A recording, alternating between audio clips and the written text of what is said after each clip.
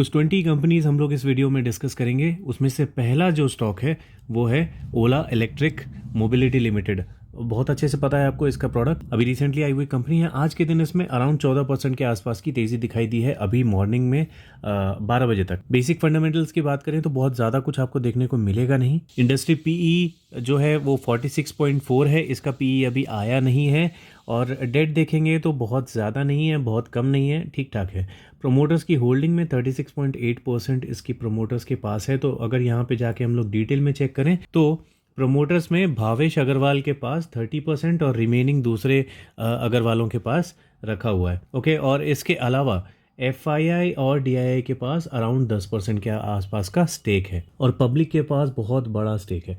तो I don't know आपके पास अगर इसका स्टॉक रखा हुआ है तो किस मोटिव से आपने बाय किया है, क्या एक्सपेक्टेशन आपकी है। लेकिन मैं अगर इसके प्रॉफिट एंड लॉस में आके चेक करूं तो ये कंपनी लॉसेस ही दिखा रही है हमेशा से। ओके, तो ऐसी कंपनी में आई डोंट नो, आप कमेंट सेक्शन में लिख के बता सकते हो कि आपका क्या ऐसा मोटिव था इसमें एंट्री करने का, या इसका स्टेक लेने का, या इसका IPO लेने का, ताकि दूसरे भी थोड़ा उस पॉइंट ऑफ व्यू को समझ पाएं। ओके, अब इसके अलावा अगर क्वार्टरली रिजल्ट्स की बात करेंगे तो ऑब्वियसली लॉस में ही है, लेकिन पिछले साल के कंपैरिजन में थोड़ा सा कम लॉस दिखा रहा है। लेकिन हमको ये भी नहीं बोलना है कि अदर इनकम जो थी वो पिछले साल लगभग 50 करोड़ के आसपास की थी और इस साल इन्होंने 100 करोड़ के आसपास का दिखाया है। तो अगर इसको एडजस्ट कर दिया जाए तो इसमें कुछ भी मुझे बेटरमेंट दिखाई नहीं दे रही है। हाँ, सेल्स में बोल सकते हैं कि सेल्स में पिछले साल के कंपैरिजन में थोड़ा बेटर सेल्स दिखाई दिया है, लेकिन पिछले क्वार्टर के कंपैरिजन में ये कम हुआ है। फिर भी ओला का नाम बहुत बड़ा है अभी फिलहाल। तो जो लोग इसमें बुलिश हैं उन्होंने मुझसे पूछा था, और लास्ट मंथ अक्टूबर में मैंने बोला था कि अक्टूबर मंथ का जो SIP लेवल शो हो रहा है वो अराउंड 80 रुपीज़ के आसपास हो रहा है। तो वहाँ से भी ये इस महीने थोड़ा सा नीचे तक गया था और आज इसमें तेज़ी आई है। और तेज़ी आने के बाद आपको मालूम ही है मार्केट न्यूज़ देने लग जाता है कि इसलिए आई है, उसलिए आई है, ठीक है, रीजंस वगैरह आपको बतेरे मिल जाएंगे। तो अभी इस बार जो ये भागा है इसका रीज़न अभी मार्केट ये दे रहा है कि इनकी जो नई बाइक आई है उसकी बुकिंग्स बहुत हैवीली चालू हो चुकी है, ठीक है। तो ऑब्वियसली उसकी वजह से इनके रिजल्ट्स वगैरह जो है अच्छे आने के चांसेस हैं। तो देखते हैं आगे क्या होता है। अभी फिलहाल जो है ये अपने ऑल टाइम बॉटम बनाते जा रहे हैं। अब रिकवरी कहाँ तक होती है, अभी पहला तो ये लेवल ब्रेक होगा, उसके बाद हम लोग कुछ आगे सोच सकते हैं, फिर ये लेवल ब्रेक होगा। तो डिपेंडिंग आपकी श्रद्धा कितनी ज़्यादा है इसके ऊपर, आप अपनी एंट्री लेवल वगैरह डिसाइड कर सकते हो। अगला स्टॉक है अशोक लेलैंड लिमिटेड। बहुत ही फेमस ऑब्वियसली ये कंपनी है, बहुत ही बड़ी कंपनी है और गवर्नमेंट को बहुत ज़्यादा ये अपने व्हीकल्स, हैवी व्हीकल्स वगैरह सप्लाई करती है, ठीक है। बिजनेस वगैरह समझना है तो आप इसकी वेबसाइट देख सकते हो, यहाँ पे चेक कर सकते हो। इसके अलावा डिविडेंड बहुत ज़्यादा ये कंपनी देती है। प्रोमोटर्स की जो होल्डिंग है 50% से ज़्यादा तो है, लेकिन उसमें से 50% के आसपास, उसमें से 50% नहीं, उसमें 27% के आसपास इन्होंने प्लेज करके रखा हुआ है, गिरवी रखा हुआ है। तो मेरे लिए तो यहाँ पे ही ये बिल्कुल बाहर निकलने का एक पॉइंट हो जाता है, इससे दूर रहने का एक पॉइंट होता है, ठीक है। और ऊपर से इनके ऊपर जो कर्जा है वो भी बहुत ज़्यादा है। तो एक तो प्रमोटर की जो होल्डिंग है वो भी कर्जे में है और कंपनी ने कर्जा भी अलग से जो है बहुत ज़्यादा ले रखा है, लेकिन कंपनी का नाम बहुत बड़ा है। अब इसमें इन्वेस्टर्स पोर्टफोलियो में आके देखेंगे तो यहाँ पे 51% प्रमोटर्स की होल्डिंग तो है, इसमें 27% हमने देख लिया कि क्या है, गिरवी रखा हुआ है। लेकिन इसके अलावा FII और DII इसमें बहुत ज़्यादा बुलिश दिखाई देते हैं, बहुत बड़ी होल्डिंग लेके ये लोग बैठे हुए हैं। इवन गवर्नमेंट का भी 0.07% का जो स्टेक है वो हमेशा से ही है, स्टार्टिंग से है। और पब्लिक का जो है स्टेक अभी लास्ट क्वार्टर के कंपैरिजन में कुछ क्वार्टर्स में जो है कम होता हुआ दिखा है। तो ये एक पॉजिटिव साइन हमको दिखाई दे रहा है। इसके अलावा अगर इसके CAGR वगैरह की बात करें तो अभी बहुत अच्छा हो गया है। हम लोग इसके चार्ट को अगर देख लेंगे ना तो चार्ट में पता चलेगा कि इसका जो फेज़ है वो अभी का फेज़ ही बहुत अच्छा शुरू हुआ था। अदरवाइज़ यहाँ पे जो ये गिरावट हुई थी इसके बाद इसके रिटर्न्स वगैरह जो थे, CAGR वगैरह बहुत ख़राब दिखाई देने लग गए थे, ठीक है। तो कोविड के बाद में जो इसमें तेज़ी आई है, फिर उसके बाद हम लोगों ने देखा कि डिफेंस वगैरह के स्टॉक्स बहुत ज़्यादा भाग रहे थे। तो जितनी भी कंपनीज़ गवर्नमेंट से रिलेटेड थी, उन सब में हमको बूम दिखाई दिया। ठीक है, तो ये भी कंपनी जो है बहुत हेवीली अपने हेवी व्हीकल्स जो होते हैं, बसेस टाइप के, ट्रक्स टाइप के अपने जो होते हैं वो गवर्नमेंट को प्रोवाइड करती है। सिविल्स में भी देती है लेकिन बहुत कम लेवल पे। ओके, तो ये इनका बिजनेस वगैरह तो हमको पता है, हम लोग हमेशा अशोक लेलैंड के ट्रक्स वगैरह देख ही लेते हैं ऑन रोड। तो दूसरी बात ये थी कि जैसा यहाँ से ये फॉल दिखाई दिया है, क्या ऐसा फॉल यहाँ से दिखाई दे सकता है? कोई ज़रूरी नहीं है। देखिए, ये जो तेज़ी है ये कहाँ तक चलेगी ये नहीं पता, लेकिन हाँ ऐसा फॉल हो सकता है, ये पॉसिबल है। अगर कोई स्टॉक बहुत लंबे टाइम तक ऊपर जाता रहे और कभी थोड़ा सा भी उसमें रिजल्ट वगैरह गड़बड़ हुआ ना, तो फिर पब्लिक पैनिक करके उसमें हैवी प्रॉफिट बुकिंग करना शुरू कर देती है। उस केस में ही ये इस तरह के फॉल्स हमको दिखाई देने शुरू हो जाते हैं। ठीक है, तो मेरे हिसाब से अभी फ़िलहाल अगर इसके क्वार्टरली रिजल्ट्स को चेक करें तो 767 करोड़ का रिजल्ट है, जो कि काफ़ी अच्छा है। रिवेन्यू भी अगर देखेंगे तो रिवेन्यू हमको कम होते हुए दिखे, तो देखिए रिवेन्यू कम हुआ है लेकिन रिजल्ट अच्छे आए हैं। अब इसमें एक चीज़ ये है कि 245 करोड़ का जो है अदर इनकम एडेड है। अब ये अदर इनकम ऐड हो जाता है तो ये एक थोड़ी गड़बड़ वाली बात मुझे लगने लग जाती है। लेकिन ओपीएम देखेंगे तो ओपीएम थोड़ा सा बड़ा है, तो पॉजिटिव नेगेटिव का मिक्सअप है यहाँ पे। वैसे भी एंट्री के लिए मुझे नहीं लगता कि अभी इसमें कोई चांस बचा है। एक चांस था यहाँ पे कहीं पे 160 के आसपास इस साल जो था, हमारे मंथली एसआईपी लेवल वगैरह के आसपास आया था, लेकिन मैंने इग्नोर किया हुआ था क्योंकि मुझे एक्चुअली ये चाहिए था 140 के आसपास, तो वहाँ पे ये आया ही नहीं, तो इसलिए मिस हो गया। मैं बस ये एक्सपेक्ट कर रहा हूँ कि आगे कभी भी इसमें फॉल हो तो वापस ये 150 के नीचे जाए, थोड़ा अच्छा डिप मिले हमको, ताकि इसमें हम लोग अच्छे बॉटम लेवल्स पे एंटर कर पाएँ। अभी फ़िलहाल मैं इसे इग्नोर कर रहा हूँ, लेकिन हाँ अगर मैं इसे होल्ड कर रहा होता तो मैं इसको लेके चलता। मैं इसमें प्रॉफिट बुकिंग नहीं करता इस लेवल पे। स्टार हाउसिंग फाइनेंस को हमने कई बार डिस्कस किया है अपने चैनल पे। बहुत ही छोटी बोल सकते हैं पेनी स्टॉक कंपनी है ये, not because of this price, because of this market cap. ठीक है, पेनी स्टॉक प्राइस की वजह से नहीं होता है, मार्केट कैप की वजह से होता है। तो मार्केट कैप इसका बहुत कम है। ओके, और प्रमोटर्स की होल्डिंग भी देखेंगे तो बहुत कम है, लेकिन फिर भी कंपनी डिविडेंड दे रही है। अब प्रमोटर्स की होल्डिंग कम है तो हमको जाना पड़ेगा इन्वेस्टर्स में। यहाँ पे क्या एफआईआई और डीआईआई के पास कॉन्फिडेंस है? नहीं। जब कॉन्फिडेंस नहीं है, ज़्यादा स्टेक पब्लिक के पास है, तो मैं यहाँ से आउट हो जाऊँगा। ये मेरा स्टाइल है, मैं इसको इसके आगे देखूँगा ही नहीं। अब ये देखो, कुछ लोग क्या करेंगे कि ये स्टॉक बहुत ज़्यादा गिर गया है तो इसमें एंट्री कर लेते हैं। नहीं बॉस, मैं ऐसा नहीं करता। ठीक है, मुझे कॉन्फिडेंस दिखना चाहिए इन्वेस्टर्स में, लेकिन इन्वेस्टर्स में क्या हो रहा है आप देखिए। एनुअली हम लोग चेक करेंगे तो पहले क्या 51% था, अभी कितना है 18%। जब प्रमोटर खुद बेच के जा रहा है, अब वो बेच के, ये भी नहीं है कि एफआईआई को दे रहा है या डीआईआई को दे रहा है, वो दे रहा है पब्लिक को, आप लोगों को दे रहा है। तो आप क्या कंपनी चलाने वाले हो? नहीं, राइट, आप नहीं चलाने वाले हो। कंपनी पे भरोसा उसके मालिक को ही नहीं है, तो हम इसमें कैसे बन सकते हैं, राइट? अब आपकी अगर थॉट कुछ अलग है तो आप बता सकते हो, बिकॉज देखिए इसका नेट प्रॉफिट आप चेक करोगे तो प्रॉफिट्स आपको यहाँ पे जो भी है कम ज़्यादा होते हुए, लेकिन उसके बाद देखिए यहाँ बड़ा है और अभी लास्ट 12 मंथ्स का भी बढ़ा हुआ दिख रहा है। CAGR भी चेक करेंगे तो CAGR भी ठीक है, बहुत अच्छे नहीं है लेकिन बहुत ख़राब भी नहीं है। प्रॉफिट ग्रोथ अच्छी दिखाई देगी, सेल्स ग्रोथ अच्छी दिखाई देगी, लेकिन इसके प्रमोटर फिर भी क्यों कॉन्फिडेंस नहीं है? तो कॉन्फिडेंस नहीं है तो मैं भी कॉन्फिडेंस नहीं रखूँगा इसमें। और ऐसा लॉन्ग रन का चार्ट, ऐसा कोई भागने वाला नहीं है जो मैं थोड़ी बहुत गिरावट में इसमें एंट्री कर जाऊँ। ठीक है, बाद में ये स्टॉक इस सिचुएशन में भी बहुत तेज़ निकल जाए, ऐसा हो सकता है।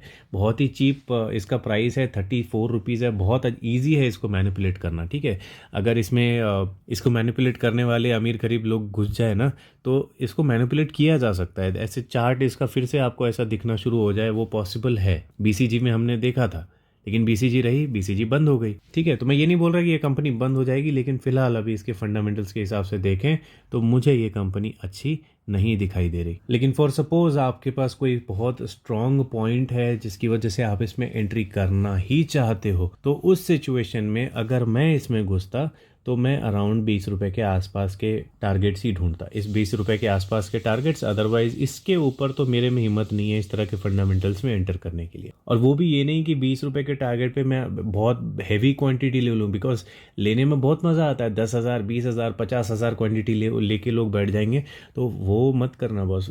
रिस्क लोगे तो इतना ही रिस्क लेना कि अगर वो डूब जाए, क्योंकि कंपनी डूब भी सकती है। जहां पे प्रमोटर्स भागने लग जाते हैं ना, वो डीलिस्ट हो जाती है। अब डीलिस्ट होने का मतलब होता है आपका पैसा गया, ठीक है। तो रिस्क उतना ही लेना जितना ले सकते हो, जितना गवा के आपको कुछ फर्क नहीं पड़ेगा। नेक्स्ट स्टॉक है मान एल्यूमिनियम। इसके ऊपर कई बार हमने डिस्कस किया है, मेरे भी पोर्टफोलियो में ये स्टॉक है, बहुत ही अच्छे प्रॉफिट में है। और इसके ऊपर जो लास्ट वीडियो मैंने बनाई थी उसमें मैंने आपको बोला था कि अगर इसमें मुझे एंट्री के लेवल्स दोबारा ढूंढने हैं तो मैं कुछ भी करके 110 के नीचे ही ढूंढना शुरू करूंगा। और उस टाइम ऑलरेडी ये काफ़ी गिर चुका था और उसके बाद भी ये गिरा है हमारे वीडियो बनाने के बाद भी। तो 110 का लेवल अभी भी काफ़ी दूर है, यहाँ पे 110 का लेवल है। 110 के लेवल पे जब तक ये नहीं जाता तब तक मैं इसमें एंट्री के लेवल्स नीचे ढूंढना शुरू नहीं करूंगा, ठीक है। ये मेरी पर्सनल स्ट्रैटेजी है। बाकी अगर इसके अलावा हम लोग इसके फंडामेंटल्स चेक करें तो प्रमोटर्स में एफआईआई डीआईआई के कोई मतलब चांसेस नहीं दिख रहे। एफआईआई ने थोड़ा बहुत स्टेक बढ़ाया ज़रूर है, लेकिन इतना क्या काउंट करना, राइट। तो प्रमोटर्स ने अपना कॉन्फिडेंस जो है वो लूज़ नहीं किया है। इसके अलावा इसके CAGR बहुत ही शानदार CAGR है। 1 ईयर का बहुत कम है, क्योंकि चार्ट को अगर आप चेक करेंगे तो 1 ईयर में क्या हुआ, ये यहाँ से 1 ईयर शुरू हुआ है और वहीं पे अब जाके ये आ चुका है। तो इसीलिए ये 1 ईयर का CAGR आपको थोड़ा गड़बड़ दिखाई देगा। अदरवाइज ओवरऑल देखेंगे तो अच्छा है, प्रॉफिट ग्रोथ अच्छा है। सेल्स ग्रोथ में 5 साल का थोड़ा डेटा गड़बड़ है, बाकी सब अच्छा है, ठीक है। तो वो सबसे ज़्यादा फर्क पड़ेगा यहाँ पे क्वार्टरली रिजल्ट में। तो वो आया है 5 करोड़ का, जो कि पिछले टाइम से कम है। तो गिरावट का रीज़न आप इसे बोल सकते हो, पिछले साल से ये ख़राब रिज़ल्ट आया है। तो चांसेस है कि ये 110 के नीचे काफ़ी गिर जाए। लेकिन अगर तब तक अपने को अगला रिज़ल्ट अच्छा आता हुआ दिख जाता है तो ये ऊपर आने के चांसेस भी बन जाते हैं। अगर प्रोमोटर्स को पता होगा कि अगला रिजल्ट अच्छा आएगा तो ये नीचे ही नहीं आने देंगे इसको, ये यहाँ से ही बाई करते रहेंगे। खैर वो सब तो बात की बात है, पहले 110 वगैरह पे आने देते हैं, उसके बाद मैं आपको बताऊंगा कि मैं लेने वाला हूँ या नहीं। बट हाँ, मैं अभी बेच नहीं रहा हूँ। नेक्स्ट कंपनी है मैगेलेनिक क्लाउड, जिसे आप M क्लाउड के नाम से सर्च कर पाओगे जीरोधा में। बाकी अगर इसके मार्केट कैप की बात करें तो अराउंड 5,000 करोड़ के आसपास का है। इंडस्ट्री पी के आसपास में ही इसका PE चल रहा है। ROE ROC अच्छे हैं, डेट कोई बहुत ज़्यादा नहीं है, प्रोमोटर्स की होल्डिंग ठीक है, फंडामेंटल्स नहीं फाइनेंशियल्स जो है इसके एवरेज से बेटर है और बहुत ही कम जो है ये डिविडेंड देती है। तो होपफुली जो अपना पैसा है वो अपने बिजनेस में ये लगाती है कंपनी। बाकी अगर इसके इन्वेस्टर्स में आएंगे तो यहाँ पे FII आपको दिखेंगे अपना स्टेक बढ़ाते हुए, जो कि इन्होंने लिया है पब्लिक से। तो ये एक अच्छी बात है। अगर DII भी इसमें होते तो वो और अच्छी बात होती। बाकी अगर इसका CAGR देखेंगे तो आपके होश उड़ जाएंगे। और इसके अलावा इसका अगर हम लोग Q2 का रिज़ल्ट चेक करें तो 24 करोड़ का, जो कि बहुत ज़्यादा नहीं है पिछले साल से, और पिछले क्वार्टर से अगर कंपेयर करेंगे तो कम है। तो इसकी वजह से अगर ये गिर के थोड़ा अच्छे लेवल्स पे हमको मिल जाए तो बहुत अट्रैक्टिव हो सकता है। फिलहाल पिछले मंथ में जो इसका लेवल था, टारगेट लेवल, वो 70 रुपीज़ के आसपास था जो इसने हिट किया था, लेकिन मैं फ़िलहाल इग्नोर कर रहा था बिकॉज ये इससे पहले देख सकते हैं बहुत तेज़ी से भागा है। CAGR में हमने देख लिया, राइट, मतलब 100 के ऊपर का CAGR चल रहा है इसका। तो अगर ये कंटिन्यू होता है, इसी तरह से भागना शुरू कर देता है, तो इस ब्रेकआउट के बाद में ब्रेकआउट एंट्री वाले एंटर करेंगे। लेकिन मेरे जैसे इन्वेस्टर्स जो बॉटम वगैरह में एंट्री के लेवल्स ढूंढते हैं वो शायद इसे मिस कर देंगे। तो मैं इसमें एंट्री तभी कर पाता जब ये 50 के नीचे किसी भी रीज़न से जाता, मतलब टेम्परेरी रीज़न से अगर जाता। ऑब्वियसली कोई फ्रॉड वगैरह की वजह से जाएगा तो नहीं मैं एंटर करूँगा, लेकिन हाँ, किसी कॉमन मार्केट रीज़न की वजह से अगर ये 50 के आसपास मुझे मिलता तो 50 के नीचे में मैं इसमें एंट्री के लेवल्स ढूंढता और अच्छी क्वांटिटी में एंट्री लेता। अभी फ़िलहाल मैं इसे इग्नोर कर रहा हूँ, देखेंगे नेक्स्ट ईयर कौन से टारगेट्स बनते हैं। अगर ये यहाँ से नीचे आता है तब आपको बोल ही दिया है मैंने 50 रुपीज़ का लेवल। और 2023 लास्ट मंथ्स में आई हुई कंपनी इनोवा कैपिटल लिमिटेड, जो कि एक फार्मास्यूटिकल कंपनी और 5,000 करोड़ के आसपास का, 5-6 हज़ार करोड़ के आसपास का मार्केट कैप है इसका। अब इसमें अगर आप प्रोमोटर्स की होल्डिंग देखेंगे तो अच्छी है, फिनेंशियल्स अबव एवरेज हैं। इसमें इन्वेस्टर्स में आके चेक करेंगे तो FII ने अपना थोड़ा सा स्टेक कम किया है, DII ने भी थोड़ा सा स्टेक कम किया है, लेकिन उसके बाद भी काफ़ी बड़ा स्टेक है DII के पास, ठीक है। जो नए इन्वेस्टर्स हैं, बिगनर्स हैं, उनके लिए सजेस्टेड नहीं होगा अभी फ़िलहाल, क्योंकि FII और DII का जो टोटल स्टेक है वो पब्लिक के स्टेक से कम है। ओके, अब इसमें प्रॉफिट एंड लॉस आके चेक करेंगे तो आपको बहुत ज़्यादा डेटा दिखाई देगा नहीं। प्रॉफिट ग्रोथ और सेल्स ग्रोथ तो दिखेगी, लेकिन बहुत ज़्यादा आपको डेटा CAGR में नहीं दिखेगा, क्योंकि कंपनी अभी रिसेंटली आई हुई है ना। 1 साल भी नहीं हुआ है, तो मे बी नेक्स्ट मंथ या नेक्स्ट टू नेक्स्ट मंथ के बाद आपको इसका CAGR दिखने लगेगा 1 साल का। ओके, लेकिन इसके अलावा यहाँ देखेंगे तो 28 ये बड़ा है, ये बड़ा है, फिर ये भी बड़ा है, ये भी बड़ा है, तो इसमें कभी भी गिरावट आई ही नहीं है प्रॉफिट में। ये बहुत अच्छी बात है, और हो सकता है इसकी वजह से ये स्टॉक कभी गिरा ही ना हो। इसका अगर Q2 का रिज़ल्ट चेक करेंगे तो पिछले साल से बहुत अच्छे हैं, पिछले क्वार्टर से भी बहुत अच्छे हैं। तो इसका अगर मैक्सिमम टाइम का चार्ट देखिए तो ये देखिए, बहुत अच्छी तेज़ी इसमें दिखाई दी है। जब से आया था थोड़ा बहुत फॉल और थोड़ा आपको कंसोलिडेशन टाइप का जोन दिखाया था इसने, लेकिन वंस ये जब लेवल है ये ब्रेक हुआ, उसके बाद देखिए तेज़ी बहुत अच्छी इसमें दिखी है। तो ऑब्वियसली अभी एंट्री के लिए तो नहीं, लेकिन हाँ होल्ड करने के लिए स्टॉक अच्छा दिखाई दे रहा है। फंडामेंटल्स वगैरह सब सही हैं, तो किसी के पास इसका IPO या इसकी होल्डिंग्स रखी हुई हैं तो बेचने का मुझे कोई रीज़न यहाँ पे दिखाई नहीं दिया। हाँ, लेकिन एंट्री के लिए बहुत ज़्यादा ऊपर अभी ये जा चुका है। तो देखिए EPS बहुत अच्छे दिखाई दे रहे हैं, लेकिन PE भी जो है ऊपर चला गया है अपने मीडियन से। तो जब ये मीडियन के नीचे या मीडियन के आसपास आएगा तब इसमें एंट्री के लेवल्स ढूंढ सकते हैं। अगली कंपनी है मेसन वेल्थ इंडिया लिमिटेड। इसे हम लोग पहली बार शायद डिस्कस कर रहे हैं। 500 रुपये का स्टॉक है, और एक पेनी स्टॉक आप बोल सकते हो या माइक्रो कैप स्टॉक बोल सकते हो, मेरे लिए एक ही बात है। तो 508 करोड़ का इसका मार्केट कैप है। Debt free kind of company है। प्रोमोटर्स के पास 32% का स्टेक है सिर्फ। तो 32% के अलावा किसके पास है, तो वो है पब्लिक के पास। अब FII DI के पास भी स्टेक है, लेकिन कोई बहुत ज़्यादा स्टेक्स नहीं है।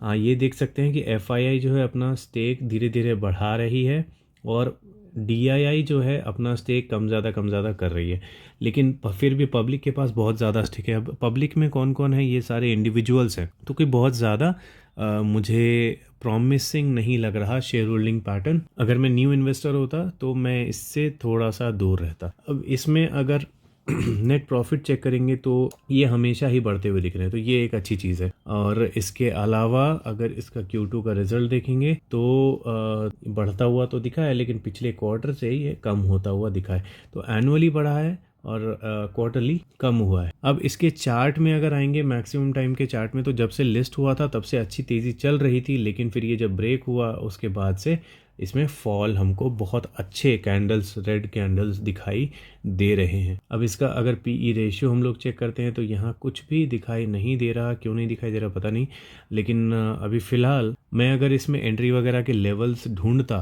तो आई थिंक, अगर जैसे मान लो अगर मैं इसी आसपास के लेवल में बहुत बुलिश होता ना, तो 450 के नीचे में एंट्री करने की कोशिश करता।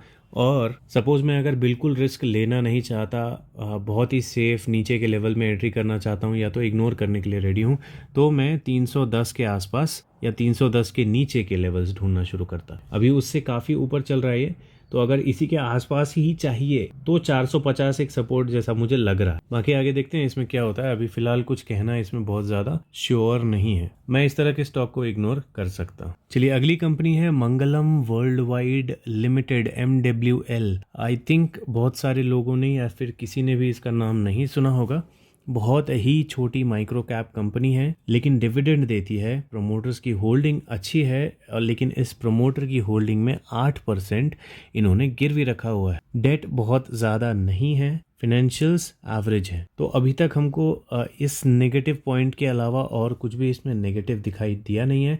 तो इन्वेस्टर्स में आके एक बार चेक करेंगे तो यहाँ पे FII ना के बराबर स्टेक लेके रखे हुए हैं, बाकी पूरा का पूरा प्रमोटर्स के पास है, और 32% के आसपास पब्लिक के पास। अब देखिए, ये स्टॉक कंसिडर इसलिए किया जा सकता है क्योंकि इनके ऊपर जो ये इंटरेस्ट जा रहा है, ये जो इंटरेस्ट दिखाई दे रहा है, इंटरेस्ट से ज़्यादा इनका प्रॉफिट आ रहा है। ठीक है, तो ये बहुत ज़रूरी होता है। जब भी कोई कंपनी लोन वगैरह लेती है तो उसके ऊपर जो इंटरेस्ट होता है, वो इंटरेस्ट से ज़्यादा प्रॉफिट्स होने चाहिए। सिर्फ ज़्यादा नहीं, बहुत ज़्यादा उनके प्रॉफिट्स होने चाहिए। लगभग डबल के आसपास रहे तो बहुत ज़्यादा कन्वीनियंट होता है। ओके, तो इसकी वजह से हो सकता है इसमें थोड़ा पैनिक ना हो उस प्लेजिंग की वजह से। अब यहाँ पे क्वार्टरली रिजल्ट अगर चेक करेंगे तो हमको क्या दिखाई दे रहा है, ओके यहाँ से कंपेयर करना होगा, तो ये डबल हुआ है एनुअली। ओके अब इसका चार्ट चेक करेंगे तो चार्ट भी हमको अच्छा ही दिखाई दे रहा है, चार्ट में कुछ खराबी नहीं है, ये बॉटम्स हैं, इसी तरह के बॉटम्स में अगर ये दोबारा कभी आता है तो एंट्री करने के चांसेस दिखाई दे रहे हैं। लेकिन अभी ये जिस लेवल पे है मैं अगर बॉलिंजर बैंड लगा के देखूं तो ये बहुत हाई लेवल पे दिखाई दे रहा है मुझे। पी रेशो में एक बार चेक कर लेते हैं। ओके तो पी रेशो ये बोल रहा है कि ईपीएस बहुत अच्छे हैं और मीडियन के नीचे ही इसका पी ही है। ठीक है, तो अभी भी अगर इसमें कोई एंट्री करना चाहे तो कर सकते हैं, ऐसा पीई रेशियो बोल रहा है। चलिए इसका पीई रेशियो देखने के बाद थोड़ा इंटरेस्ट मुझे भी आया है और मे बी दिसंबर में या फिर आने वाले महीनों में मैं भी इसमें कहीं ना कहीं किसी लेवल पे एंट्री करता हुआ आपको मिलूंगा। जब भी मैं एंट्री करूंगा आपको बता दूंगा। अभी फ़िलहाल मुझे आसपास के कोई लेवल्स नहीं दिखाई दे रहे, मंथली एसआईपी लेवल भी नहीं दिखाई दे रहा, काफ़ी नीचे दिखाई दे रहा है, इसलिए मैं बोल रहा हूँ कि नहीं दिखाई दे रहा। तो जब भी मुझे ऐसा पॉसिबिलिटी लगेगा कि ये मंथली एसआईपी लेवल के आसपास आने वाला है मैं आपको बता दूंगा। नेक्स्ट स्टॉक है Tata teleservices Maharashtra limited, TTML जिसे कहते हैं। स्टॉक काफ़ी बड़ा है, प्रोमोटर्स की होल्डिंग मैक्सिमम है और बाकी इसमें डेटा हमको बहुत ज़्यादा दिखाई दे नहीं रहा है। जिसमें स्टॉक का पीई नहीं दिखाई देता ना, मैं उससे कुछ टाइम के लिए दूर रहता हूँ। ये मेरा थोड़ा पता नहीं स्टाइल है, किस लिए है नहीं पता, लेकिन जो भी है FII और DII का भी इनके पास थोड़ा सा स्टेक है। ऑब्वियसली कुछ छोड़ा ही नहीं है प्रमोटर ने, तो बाकी जो है वो पब्लिक के पास है। प्रॉफिट्स एंड लॉसेस वगैरह चेक करेंगे तो ये माइनस माइनस माइनस वाला ही सीन चल रहा है इसमें, तो ज़्यादा कुछ देखने वाली बात नहीं है। तो अपने लॉसेस को ही कम करने में अभी फ़िलहाल लगे हुए हैं। क्वार्टरली रिजल्ट को चेक करेंगे तो ये पिछले साल के कंपैरिजन में ज़्यादा है, तो अच्छी स्टॉक ये नहीं लग रही है मुझे। ओके तो इसका चार्ट अभी मैंने देखा है, चार्ट ऑब्वियसली ख़राब है। आई वुड से कि इससे अभी फ़िलहाल लॉन्ग टर्म इन्वेस्टर के तौर पे दूर ही रहना अच्छा रहेगा। फिर भी अगर कोई इसे ट्रैक कर रहे हो तो देखो इसमें क्या पैटर्न वगैरह बन रहे हैं, इसमें से जहाँ पे भी ये ब्रेकआउट देता है ऊपर की तरफ या नीचे की तरफ, आप उस हिसाब से अपना एक्शन ले सकते हो। मैं फ़िलहाल यहाँ से बाहर हूँ। नेक्स्ट स्टॉक है Gujarat state fertilizers and chemicals limited. अच्छा खासा डिविडेंड देने वाली कंपनी है, ये डेट फ्री है। प्रोमोटर्स का स्टेक 37% के आसपास दिखा रहा है, तो अगर इसमें जाके चेक करें तो यहाँ पे FII और DII के पास काफ़ी अच्छा स्टेक और इनफैक्ट गवर्नमेंट बहुत बड़ा स्टेक होल्ड करके इसमें चल रही है। तो इसकी डिटेल में आके चेक करेंगे तो it's a public sector company promoted by government of Gujarat. Okay तो इसमें अगर Q2 रिजल्ट की बात करें तो 298 करोड़ का आया है, जो कि पिछले साल से कम है, पिछले साल से ख़राब है। तो क्या इसमें गिरावट है इसकी वजह से? हाँ थोड़ी बहुत तो गिरावट दिखाई दे रही है, लेकिन इतनी नहीं है कि इसमें न्यू एंट्री की जाए। एटलीस्ट 150 के आसपास ये यहाँ पे आ जाएगा ना, तब ये थोड़ा सा अट्रैक्टिव लगना शुरू होगा। तो अभी फ़िलहाल होल्ड करने लायक ही मुझे लग रहा है। अगर किसी के पास ये है और अच्छे खासे प्रॉफिट में है, देखो अगर आपने ऊपर में एंट्री की है तब तो आपका भगवान ही मालिक है, लेकिन अगर आपने बॉटम्स वगैरह में थोड़े बहुत फॉल में अगर एंट्री वगैरह की है तो थोड़े ख़राब रिजल्ट आने से ज़्यादा पैनिक करना नहीं चाहिए। मेन होता है कि इसका एनुअल रिजल्ट कैसा आ रहा है, CAGR वगैरह कैसे दिख रहे हैं। तो एनुअल रिजल्ट में भी आप देखोगे तो थोड़ा अच्छे तो नहीं है, तो अच्छे नहीं है मतलब हम लोग इससे क्या बेच दें? आप ही बताओ यार कमेंट करके, है ना। अभी तो काफ़ी ज़्यादा सीख चुके हो, मुझे तो पता चल गया कि मैं क्या करने वाला था। अभी देखो पी रेशो भी देख के आपको समझ में आने लग गया होगा। तो यहाँ पे क्लैरिटी मिल रही है कि इसमें क्या करना चाहिए, बेचना चाहिए या नहीं, ये मैं आपको बोल नहीं सकता। अदरवाइज़ आप कमेंट करके बताओ कि इसमें क्या कर सकते हैं। ओके न्यू एंट्री तो कतई मैं नहीं करूँगा इसमें, बिल्कुल भी अभी फ़िलहाल न्यू एंट्रीज नहीं कर सकता मैं। नेक्स्ट स्टॉक वोडाफोन आइडिया, जो आज के दिन काफ़ी ज़्यादा सर्च किया जा रहा है, तेज़ी है इसमें ऑब्वियसली। मैंने पिछले एक वीडियो में इसे शायद डिस्कस किया था और मैंने वहाँ पे क्लियरली बोला था कि इस तरह के स्टॉक्स में मैं एंटर नहीं करता, लेकिन फिर भी अगर किसी दिन खुजली हुई और इसमें मुझे ऐड करना ही है करके ऐसा फीलिंग आया तो 2 रुपये से ऊपर में मैं एंट्री नहीं करूँगा। ठीक है, 2 रुपये 10 पैसे के आसपास में अगर मुझे कभी मिला तो मैं एंट्री करूँगा। अगर यहाँ से भाग के ये 15-20 रुपये, जो भी 100 रुपये भी हो गया तो मुझे कोई दुख नहीं होगा। अच्छा ही है, बड़ी कंपनी है, बेचारी बहुत तकलीफ़ में है, लेकिन एज एन इन्वेस्टर मैं बहुत सेफ चलना प्रेफर करता हूँ। तो 2 रुपये के आसपास अगर कभी आया ना तो ऐसे ही बस मस्ती करने के लिए शायद हो सकता है मैं थोड़ा बहुत स्टेक ले लूँ, अदरवाइज मैं इससे दूर हूँ। नेक्स्ट कंपनी जो आज के दिन बहुत ज़्यादा सर्च हो रही है, पीरामल एंटरप्राइज लिमिटेड। तो स्टॉक का प्राइस बहुत अच्छा है, मार्केट कैप बहुत ज़्यादा है, ठीक है, सब कुछ आपको अच्छा दिखाई देगा, प्रोमोटर्स की होल्डिंग भी ठीक ठाक ही है, डिविडेंड देती है कंपनी, सब ठीक दिखाई देगा। लेकिन इसका जब चार्ट देखेंगे तो थोड़ा दुखी कर देता है ये, है ना। तो यहाँ पे ये रेसिस्टेंस को बहुत ज़्यादा मान के ये चल रहा है कि इसको नहीं तोड़ेंगे, और यहाँ पे इस तरह का एक सपोर्ट लाइन चल रहा है। तो जो भी ओवरऑल देखूँ तो मुझे अट्रैक्टिव नहीं लग रहा है ये। अभी ये लेवल टूटा है तो हो सकता है थोड़े ब्रेकआउट वालों ने एंट्री की हो यहाँ तक के टारगेट लगा के, या फिर यहाँ तक के टारगेट लगा के, जो भी है। मैं वो सब उस तरह की एंट्री करता नहीं, स्विंग ट्रेडिंग नहीं करता, तो मैं नहीं बोलूँगा।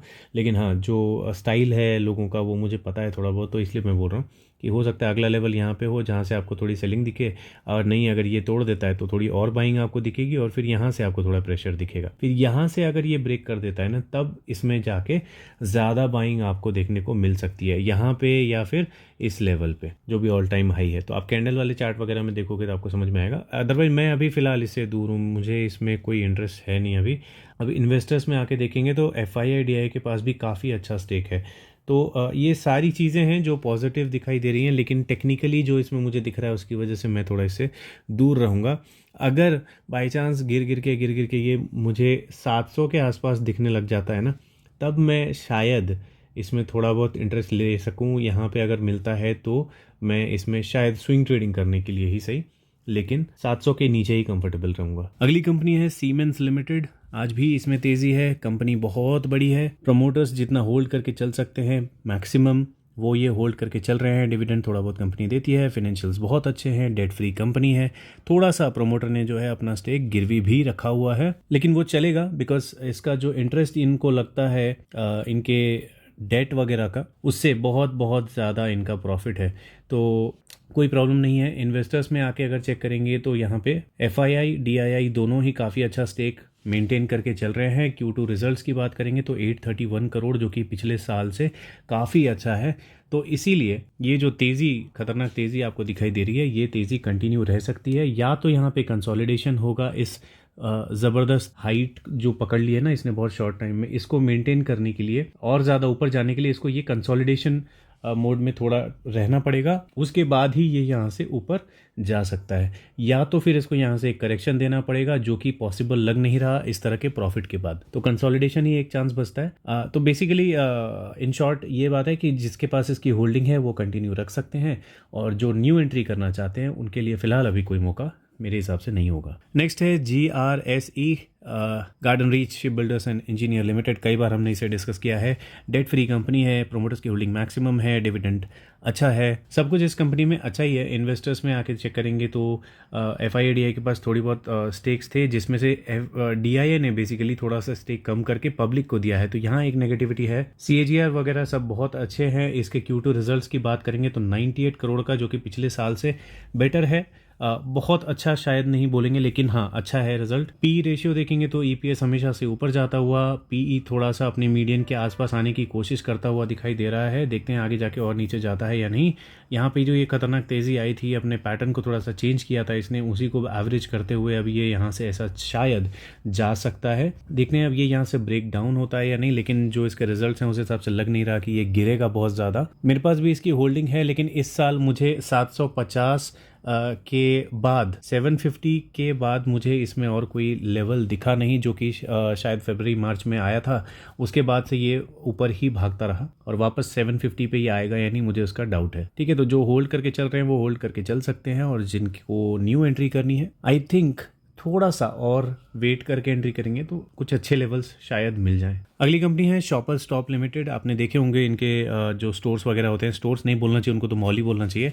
तो मॉल्स वगैरह आपने देखे होंगे, या मॉल्स में शॉपर्स स्टॉप के सेक्शंस देखे होंगे आपने, है ना। तो प्रोमोटर्स की होल्डिंग इसमें भी काफ़ी अच्छी है, लेकिन अराउंड 10% के आसपास प्रोमोटर्स ने अपना स्टेक गिरवी रखा हुआ है। ओके, और उसके अलावा इनके ऊपर बहुत बहुत बहुत ह्यूज डेट है। तो एक बार चेक कर लेते हैं इनके प्रॉफिट एंड लॉस में आके कि इनका जो इंटरेस्ट जा रहा है उससे ज़्यादा क्या इनके प्रॉफिट आ रहे हैं, तो नहीं, ऐसा नहीं हो रहा। तो जब तक ऐसा नहीं हो रहा ये कंपनी सेफ नहीं होगी। लेकिन यहाँ पे आगे चेक करेंगे शेयर होल्डिंग पैटर्न में, तो DII के पास इसमें बहुत बड़ा स्टेक है, FII के पास भी बहुत अच्छा स्टेक है, पब्लिक के पास ना के बराबर। तो इतनी कम पब्लिक होल्डिंग बहुत ही कम देखने को मिलती है। अब इसमें अगर Q2 रिजल्ट्स की बात करेंगे तो लॉस में है। पिछले साल सेम क्वार्टर में ये 3 करोड़ का प्रॉफिट दिखा चुके थे, जो कि ऑब्वियसली ये भी खराब था अगर उसके पिछले साल से कंपेयर करें तो साल दर साल ये हमको खराब ही दिखाई देता जा रहा है। इसके PE रेशियो में आएंगे तो अजीब सा ही कुछ चार्ट दिखेगा, तो इसको छोटा कर लेते हैं ज़्यादा अंडरस्टैंडिंग के लिए। तो यहाँ पे आपको दिख रहा है EPS नीचे, PE ऊपर,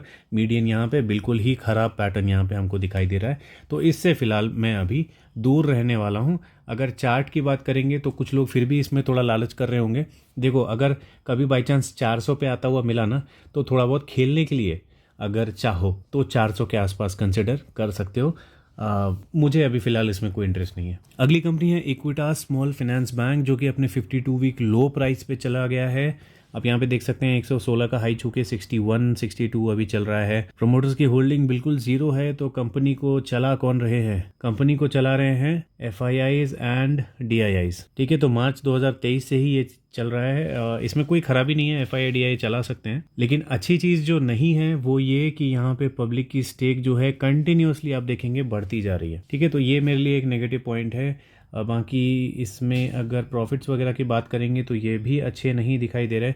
अगर क्वार्टरली रिजल्ट्स की बात करेंगे तो हमको ये बहुत ही ख़राब दिखाई दिए हैं। 13 करोड़ का इसका रिजल्ट आया है, अराउंड 200 करोड़ के आसपास में इसका था पिछले साल। तो बहुत ही गंदे, बहुत ही वाहियात रिजल्ट हैं।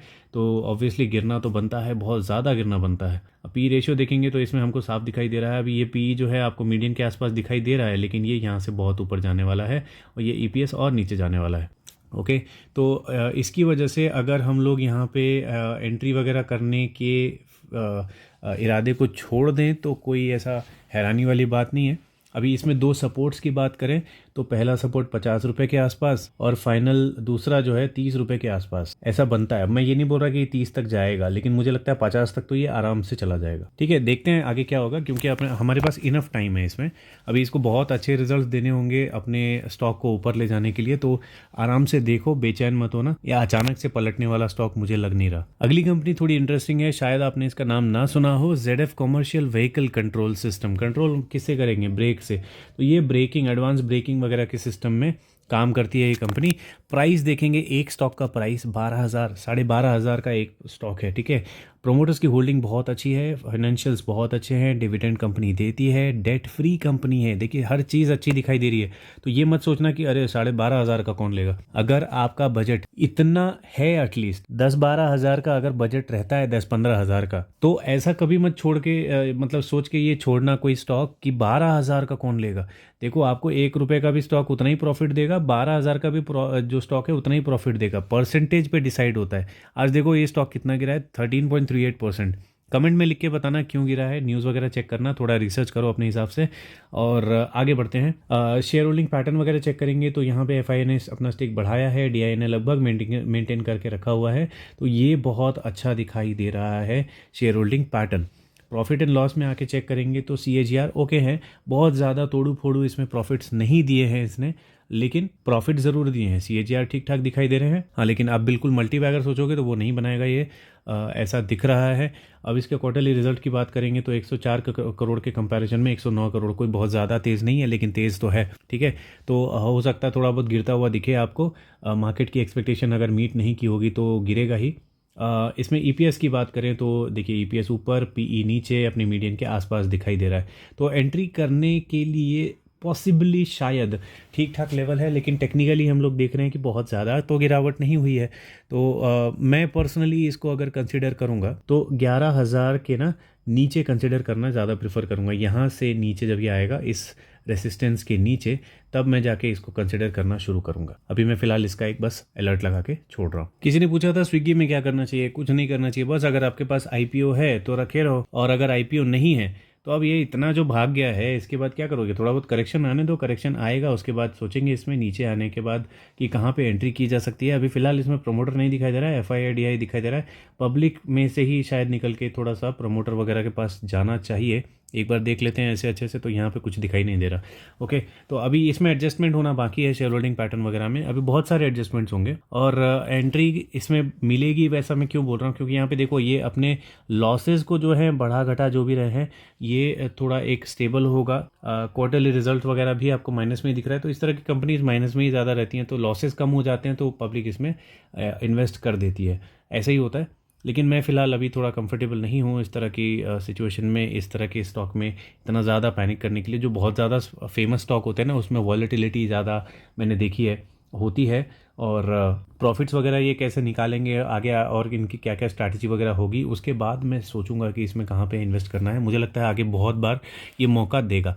जो स्विंग ट्रेडर हैं वो सोच सकते हैं इसमें क्या करना है, ऊपर में खरीदना बेचना जो करना है वो शॉर्ट टाइम के लिए करते हैं तो वो कर सकते हैं। बाकी लॉन्ग टर्म इन्वेस्टमेंट के लिए मुझे लगता है थोड़ा सा इसमें टेक्निकली और फंडामेंटली थोड़े और चीज़ें हमको देखने को मिल जाए तो डिसीजन लेना इजी होगा। 20% आज ये कंपनी भाग गई है। इंडो कॉट स्पिन लिमिटेड, बहुत ही छोटी पेनी स्टॉक, माइक्रोस्कोप बोल दिया मैंने, माइक्रो कैप। तो जो भी आपको बोलना है, छोटी कंपनी जैसे भी आप पुकारते हो जिसको, वो आप इसको बोल सकते हो।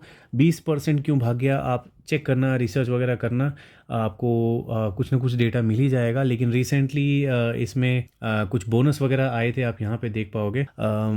तो बोनस यहाँ पे 7:10 का बोनस आया था, और इससे ज़्यादा डिविडेंड वगैरह तो कंपनी नहीं देती है, लेकिन डेट फ्री कंपनी है। तो अब इसमें जो भी है, लोगों का इंटरेस्ट बहुत ज़्यादा क्यों बना हुआ है वो आप रिसर्च वगैरह करो, उसके बाद मुझे बताना कमेंट में कि ऐसा क्यों लगता है आपको कि इसमें एंट्री करनी चाहिए हमें। प्रॉफिट एंड लॉस वगैरह की बात करेंगे तो यही छोटे मोटे इसमें प्रॉफिट्स और फिर प्रॉफिट कम ज़्यादा होते रहते हैं। बहुत ज़्यादा इसमें कुछ नहीं है। देखो, इसमें जो भी एंट्री ले रहे हैं ना, वो सारे रिस्क ले रहे हैं। ओके, तो रिस्क लेने वाले जितने इन्वेस्टर्स हैं या जो भी है रिस्क टेकर्स, वो इसमें एंट्री वगैरह कर रहे हैं। लेकिन अभी फ़िलहाल इसमें एक बहुत अच्छा सपोर्ट जैसा बनता हुआ दिखाई दे रहा है, जिसको ये ब्रेक नहीं कर रहा।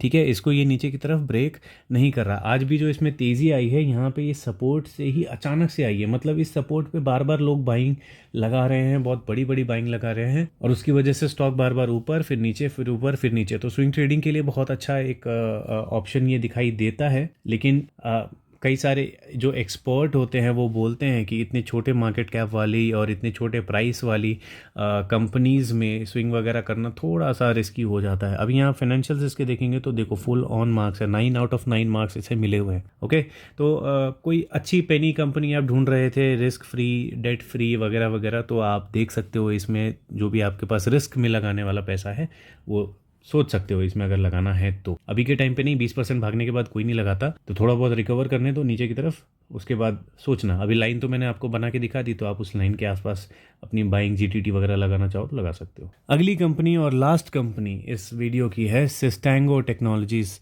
जो कि 18.1% आज भाग चुकी है। प्रोमोटर्स की होल्डिंग देख सकते हैं, मैक्सिमम है, डेट फ्री कंपनी है। देखिए, जितने डेट फ्री कंपनीज होती हैं उन पे ही भरोसा हो पाता है लोगों को। ये भी कंपनी माइक्रो कैप है, बहुत छोटी कंपनी है, तो आगे जाके बड़ी बनने के चांसेस बहुत ज़्यादा बन जाते हैं। सॉफ्टवेयर डेवलपमेंट सर्विसेज में ये काम करती है कंपनी।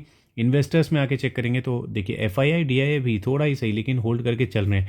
DIA ने अपना स्टेक कम किया है, लेकिन स्टेक है तो सही इनके पास। ठीक है, इतनी छोटी कंपनी के पास FII DIA होना अच्छी बात। इसमें भी अगर आप प्रॉफिट्स वगैरह चेक करेंगे तो आपको कंटिन्यूसली बढ़ते हुए ही दिखाई देंगे, जो कि बहुत कॉन्फिडेंस देता है किसी भी नए इन्वेस्टर्स को एंटर करने के लिए। और Q2 रिजल्ट्स की बात करेंगे तो बहुत ही अच्छे आए हैं पिछले साल के कंपैरिजन में। अब इसमें अगर चार्ट में जाके PE रेशियो देखते हैं तो हमको क्या दिखाई देता है, यहाँ पे ऊपर नीचे वाला सीन चलते रहता है। फिलहाल के टाइम पे मीडियन के नीचे इसका PE है, EPS ऊपर है, तो ठीक ठाक है, मौका जैसा दिख रहा है। लेकिन अगर आप इसे कैंडल वाले चार्ट में, मंथली कैंडल में देखोगे तो आपको एक झंडे टाइप का दिखेगा। ठीक है, इस तरह का कुछ दिखेगा, तो यहाँ से अगर ब्रेकआउट होता है तो और ज़्यादा इसमें तेज़ी हो सकती है। अभी फ़िलहाल डेली कैंडल वाले चार्ट में आप अगर बॉलिंजर वाला इंडिकेटर लगा के देखोगे तो ये जो करंट प्राइस है ये अपने अपर बॉलिंजर के आसपास है। तो छोटे छोटे लाइंस में ही, छोटे छोटे कैंडल्स में ही सही अगर ऊपर जाता है तो कोई हैरानी वाली बात नहीं होगी। डिपेंडिंग कि ये क्यों भागा है, ठीक है, तो न्यूज़ में चेक कर लेना किस लिए भागा है। अगर आपको कन्विंसिंग लगता है तो आप इसमें एंट्री वगैरह के मौके ढूंढ सकते हो कभी भी आपको करेक्शन दिखता है तो। ठीक है, तो लास्ट में जो भी 2 स्टॉक्स हमने डिस्कस किए वो सारे रिस्क लेने वाले स्टॉक्स हैं। तो जो भी मार्केट में आप लोग रिस्क लेने आए हो कुछ स्टॉक्स में, तो इन दोनों पे भी आप थोड़ी रिसर्च कर सकते हो। ठीक है, आई होप ये 20 स्टॉक्स जो हमने डिस्कस किए इसमें से कुछ स्टॉक्स तो आपको हेल्प किए ही होंगे डिस्कशन जो भी हमारा हुआ। जो भी अच्छा लगा बुरा लगा कमेंट करके बताते रहना, और अगली वीडियो में कौन सा स्टॉक ऐड करवाना चाहते हो उसका भी नाम आप लिख सकते हो। मिलते हैं अगली वीडियो में।